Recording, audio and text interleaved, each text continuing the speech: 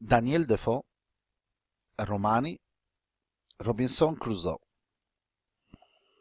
Kryevepra e Daniel Defos Robinson Kruzo paraqet një pamje të ndritshme, gazmore dhe optimiste të botës, si dhe një besim të madh dhe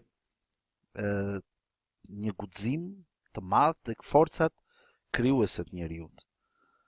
Ky roman është një studim optimist mbi vullnetin dhe qëndresën njerëzore, mbi shpirtin e pamposhtur për të përballuar dhe kapërcyer çdo vështirësi. Në kuptimin më të gjerë të fjalës, heroi i romanit është përfaqësues i tërë shoqërisë njerëzore, i cili bën me duart e veta të gjitha ato punë apo ato sende, të cilat nga ndarja shoqërore e punës tani bëhen nga punëtorë të ndryshëm të profesioneve të ndryshme, duke përgjithësuar kështu përvojën e njerëzimit. Këto cilësi ne duhet i kërkojmë vlerat e vërteta të kësaj vepre. Në to duhet të gjejmë dhe shpjegimin pse ky roman ka vazhduar të zgjojë interesin e shumë brezave të njerëzimit deri në ditët e sotme. Në kuptimin e ngushtë të fjalës, heroi i këtij romani shpreh interesat dhe dëshirat që ka burgjezi anglez i shekullit 18 për pushtet dhe të drejta në jetën shoqërore dhe politike. Defoja u frymëzua për të shkruar Robinson Crusoe nga interesi i madh që tregonte shoqëria e kohës për udhëtimet dhe zbulimet gjeografike. Ky roman i parë i Defos bazohet në një ngjarje të vërtetë, në aventurat të një detari të quajtur Alexander Selkirk, i cili më 1704 mori pjesë në një ekspeditë detare dhe me kërkesën e tij kërkoi ta linin në breg të një ishulli të pabanuar, në ishullin Juan Fernandez. Më 1705 Selkirkun e shpëtoi një ekspeditë tjetër gjeografike. Kthimi i tij në Angli, ku dhe shkak për thurjen e shumë legjendave dhe u bë burim i shumë historive të tjera, dhe Defoja u njoh me variantet e ndryshme të aventurave të Selkirkut, dhe në fakt nuk është bazuar shumë tek ato, ai ka marrë thjesht si fabulë atë, dhe ato vetëm sa i dhanë strukturën e romanit, të cilën ai e pasqyroi me ngjarje të krijuara nga imagjinata e vet, apo të nxjerrë nga leximet e librave të udhëtimeve, por dhe nga përvoja e tij jetësore. Ato variante i shërbyen gjithashtu dhe si nxitje për të marrë dhe trajtuar temën e vlerësimit të lartë të energjive, të forcës shpikse dhe të nismave krijuese të njeriut në kushtet e një mjedisi të huaj për të, apo më saktë një mjedisi egzotik. Ky roman u përkthye në shumë gjuhë dhe frymëzoi shumë imitime. Vetë Defoja u nxit për të shkruar dhe botuar në të njëjtin vit, më 1719, aventurat e mëtejshme të Robinson Crusoe, në të cilën tregon se si së bashku me Friday, ose në shqip me premten, viziton përsëri ishullin e tij dhe aty sulmohet nga një flotë kaikesh në kohën që po largohej. Atje humbet Friday dhe në këtë ndeshje dhe pastaj vazhdon udhëtimet e tij në Kinë e më vonë në Siberi.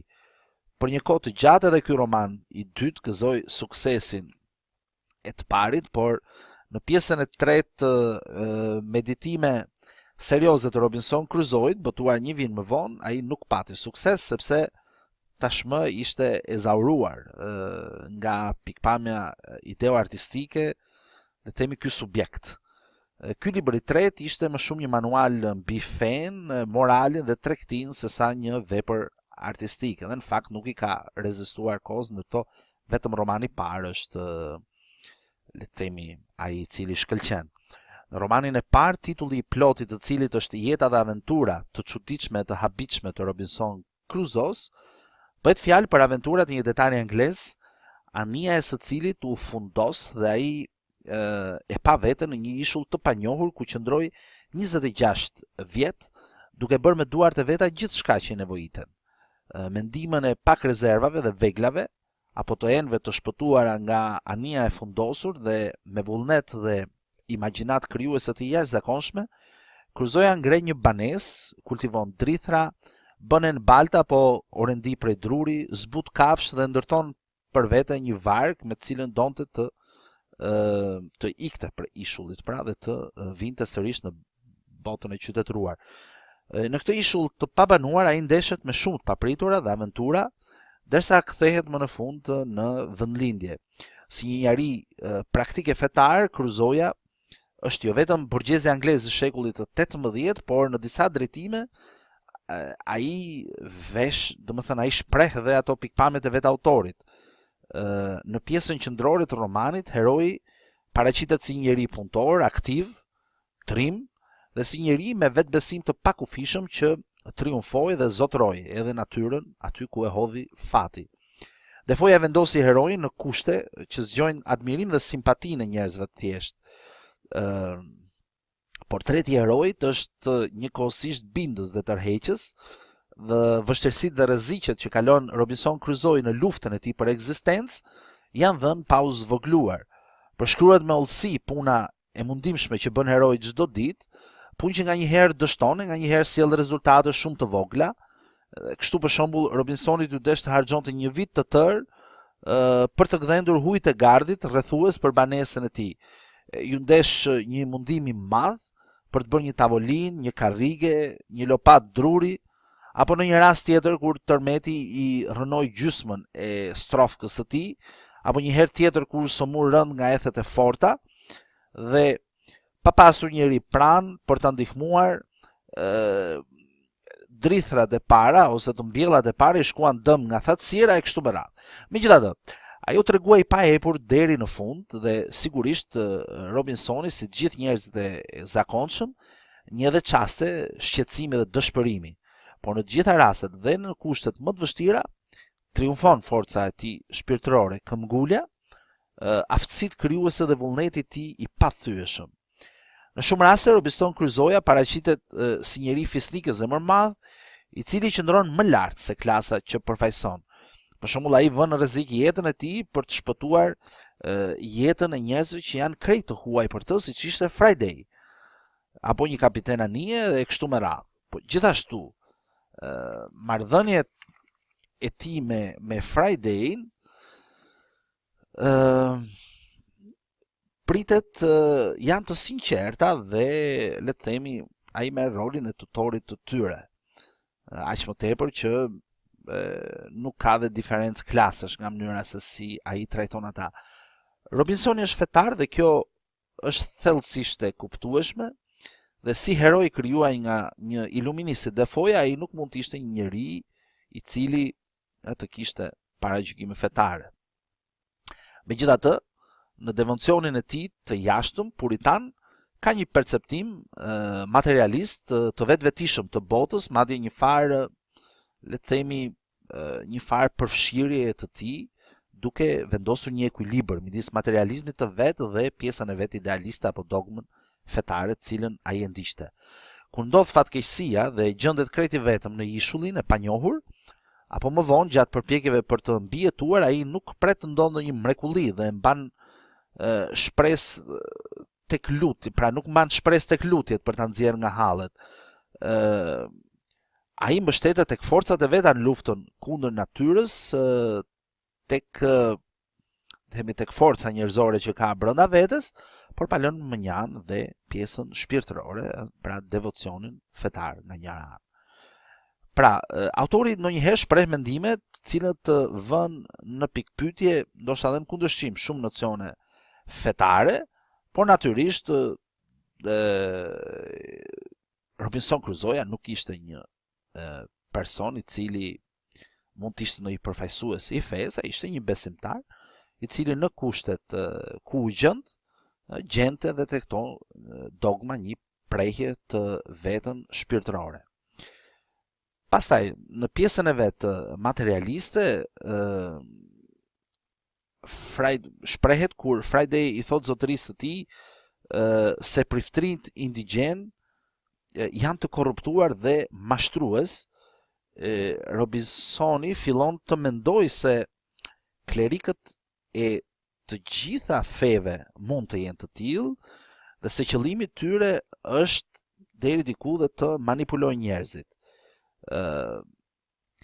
Gjithashtu Friday i thot se është jashtë logjike që një Zot i mirë dhe i plot fuqishëm të lejojë pranimin e djallit në tokë. Kështu Defoja kësaj radhe nëpërmjet shërbëtorit të Robinsonit ngre dyshimet e veta ndaj puritanizmit dhe vën tukje, le të themi, ato dilemat, edhe pse brenda një konteksti fetar. Që natyrisht çdo njeri pyet që pse nëse Zoti ekziston, pse ai lejon që të ekzistojë dhe e keqja. Tiparet më karakteristike të heroit kryesor të romanit janë padyshim optimizmi dhe shpirti praktik. Por me gjithë cilësitë e tij pozitive, ky hero ka disa tmeta. Për shembull, prakticizmi i tij buron nga mundësia e tij borgjeze. Ky prakticizëm gjithmonë bizotron në përpjekjet për të filozofuar si dhe mbi spekulimet e tij fetare. Ndonjëherë kur gjen ca para në anijen e braktisur, pas një farë më dyshje vendos t'i mbaj, pra ai e dinte se ato nuk do t'i hynin në punë në ishull, por ndoshta mund t'i vlenin në të ardhmen. Unë buzëqesha me vete kur i pash ato para. Oh, helm, thash me zë të lartë. Përse duheni ju? Ju nuk më hyni në punë. Jo, nuk ja vleni as t'ju zë me dorë. Një nga këto thika vlen sa tërë stiva juaj. S'kan fare se ku t'ju përdor. Pra, rini aty ku jeni, shkoni në fund të detit si një qenie të cilën nuk ja vlen ta shpëtosh. Megjithatë, kur mendova përsëri, i mora dhe i mbështolla të gjitha ato në një copë pëlhur. Fillova të mendoj për të bërë një anije ose një trap për t'u larguar nga ishulli. Spekulimet e tij fetare në këtë anë përplasen me spekulimet tregtare, nëse do të përdorim këtë gjuhë. Por jo vetëm botkuptimi i Kruzojit, por dhe qëndrimi i tij ndaj natyrës dhe njerëzve është deri diku karakteristik për borgjezin puritane të shekullit të 18. Ati nuk i bën përshtypje peizazhi, bukuria e ishullit tropikal, por si borgjez praktik ai mban një qëndrim utilitar ndaj natyrës. Drurët e lartë e të bollshëm i çmon vetëm si burim me vlerë lëndësh djegëse apo ndërtimi. Kafshët i interesojnë vetëm për mishin e qumshin, e kështu me radhë. Vetëm një herë provoi kënaqësi shpirtërore duke kundruar natyrën egzotike të ishullit të tij, dhe atëherë vetëm e vetëm sepse po shikonte ishullin si pronë të vetën. Ndaj provonte një farë krenarie që ishte Zoti i atij ishulli. Ai ndjeu kënaqësi të veçantë kur mendoi se gjithçka rreth rrotull i përkiste vetëm atij. Si njeri që udhëhiqej nga botkuptimi i klasës së tij dhe nga ligjet borgjeze të pronësisë, është e kuptueshme që edhe ndaj njerëzve të tjerë ai mbante të njëjtin qëndrim si ndaj natyrës. Ishte e natyrshme dhe pa diskutueshme për të që ata që nuk kishin asnjë pronë, siç ishin Friday dhe Gzyuri, t'ju bindeshin urdhrave dhe t'i shërbenin atij që ishte pronar. Skllavëria e zezakëve i dukej Defos diçka e natyrshme.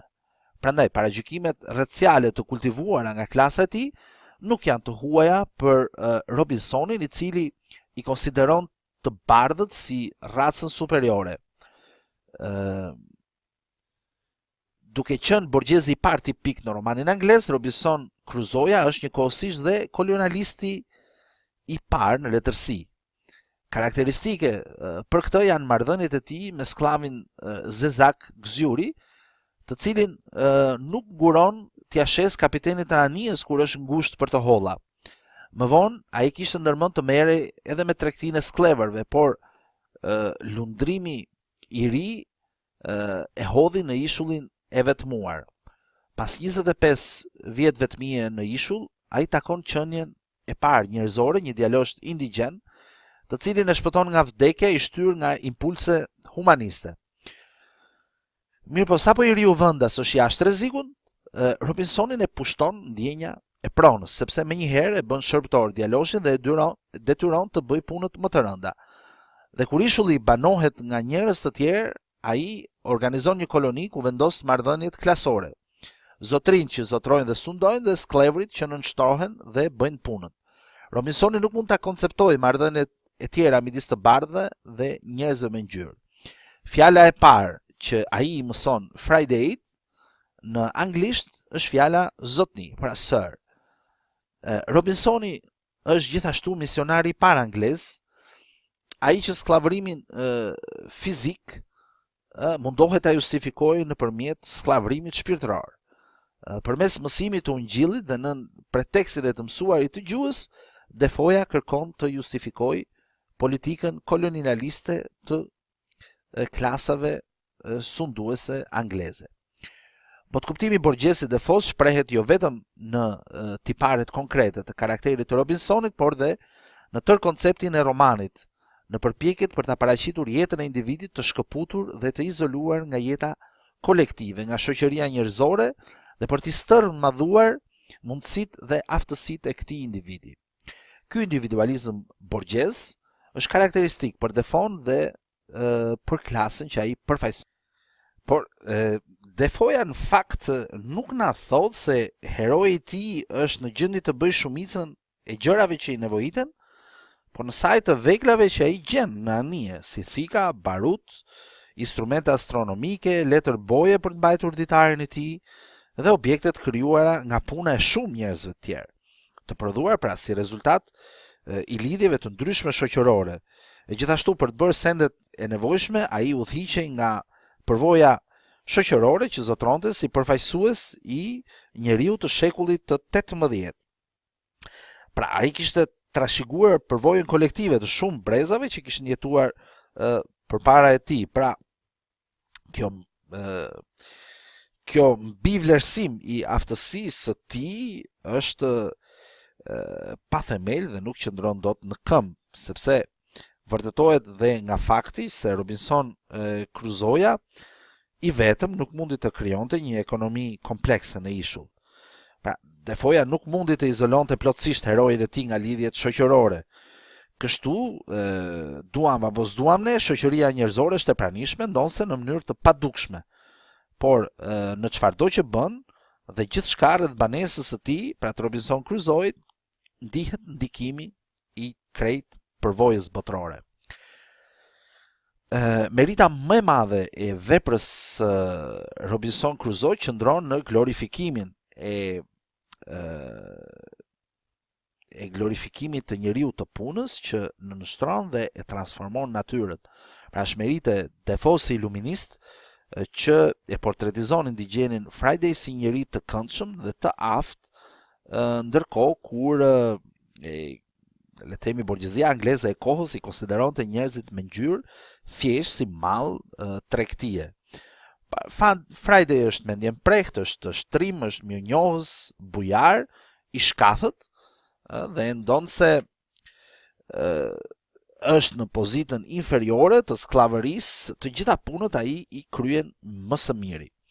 Cruzoja habitet se sa shpejt Friday fillon të kuptojë anglisht, sa shpejt I kap mësimet që I jep, dhe meqense vjen nga rendi fisnor, Friday është ende I pandikuar nga paragjykimet klasore dhe nga ndjenja e pronës. Karakteri I Robinsonit I zhveshur nga paragjykimet le të themi borgjeze dhe I plotësuar nga Friday formon njeriu ideal të iluminizmit. Romani shquhet dhe për përdorimin e detajeve tipike, sepse gjatë gjithë librit autori ban me mjeshtëri një përshkrim të saktë, të kujdesshëm dhe të hollësishëm të ngjarjeve, objekteve dhe dukurive. Në këtë mënyrë ai përshkruan për shembull punën e Robinsonit duke vënë theksin gjithnjë në rezultatet e kësaj pune. Tërjeta e heroit duket sikur përbëhet nga një varg procesesh, pune të cilat përfundojnë në fitore, pavarësisht nga pengesat dhe shënojnë një fazë të re të rëndësishme në jetesën e tij të përditshme në ishull. Përshkrimet konkrete ndërthuren me argument të gjerë dhe me frym praktike. Gjuha e romanit është e thjeshtë dhe ndiqet lehtë nga lexuesi. Dëshira e autorit për të qenë sa më I afërt me lexuesin ndihet në qartësinë e stilit dhe narracioni është I qetë, epik në veten e parë, I cili I jep përshtypjen e kujtimeve dhe nga ndonjëherë të një ditarit të shkruar nga heroi si dhe nga ndonjë dialog i gjallë midis Kruzos dhe Friday, ndonse tepër i kursye, sepse natyrisht mes tyre ekziston dhe problemi i gjuhës. Pra përpjekjet e Defos për analizë psikologjike vlen të vijen në duke tek të dyja figurat qendrore, sepse ato janë përshkruar me realizëm dhe le të themi janë bindse. Robinson Crusoe i rrëfyer si kujtime mbi lundrime ngjarje të papritura u bën nismëtare e një forme të re letërsie me aventura dhe përshkrime udhtimi, e cila në të vërtetë u bë lloji i parë i romanit realist në letërsinë angleze. Ky roman ka dhe vlera njohëse dhe edukative, veçanërisht për fëmijët të rinj, po në fakt në atë kohë për të gjithë shoqërinë, sepse ata natyrisht nuk kishin, shumica e tyre nuk kishin udhëtuar dhe nuk kishin dalë jashtë kufive të Anglisë. Ai natyrisht sjell në vëmendje dhe respektin për punën e punëtorit, për vullnetin dhe zgjon imagjinatën dhe më saktë ai e përjetëson atë. Në këtë roman Daniel Defoja vuri një gur kilometrik të rëndësishëm në rrugën e zhvillimit romanit realist edhe në shkallën evropiane.